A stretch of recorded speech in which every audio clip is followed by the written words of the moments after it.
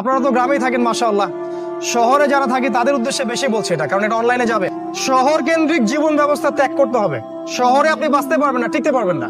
শহরগুলো ধ্বংস হয়ে যাবে। আল্লাহ পাক বলেছে ওয়াইম মিন ক্বরিয়া ইল্লা নাহনু মুহলিকুহা ক্বাবলা ইয়াউমিল কিয়ামা। কিয়ামতের আগেই প্রত্যেক নগরী আমি ধ্বংস করে দিব, আল্লাহ পাক বলেছে।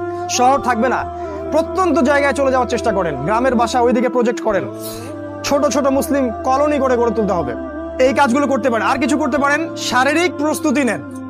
ফিজিক্যালি যুবকদেরকে বলবো, ফিজিক্যালি প্রস্তুতি নেন, ব্যায়াম করেন, ভালো খাবার খান, নিয়মতান্ত্রিক জীবনযাপন করেন। এলোমেলো জীবনযাপন করবেন না। আর নিয়মতান্ত্রিক জীবনযাপন করার সবচেয়ে উসওয়াতুল হাসানা হচ্ছে রাসূলুল্লাহ সাল্লাল্লাহু আলাইহি ওয়াসাল্লাম। উনার সুন্নাহ মাফিক জীবনযাপন করেন, আপনি ভালো থাকবেন। কারণ সামনের দিনগুলোতে আরো ফিতনা বাড়বে এবং আমাদের এই যুব সমাজের এবং তার পরবর্তী প্রজন্মের শারীরিক অবস্থাকে নষ্ট করে দেওয়ার জন্য অগণিত খাবার বাজারে ছেড়ে দেওয়া হয়েছে, যেগুলোর মধ্য দিয়ে অসুস্থ হয়ে যাবে। তাই রাসূলের পদ্ধতি অনুযায়ী জীবনযাপন করেন, ভালো খান, ফ্রেশ জিনিস খান, ব্যায়াম করেন, শারীরিক প্রিপারেশন নেন, আপনি ভালো থাকবেন ইনশাআল্লাহ।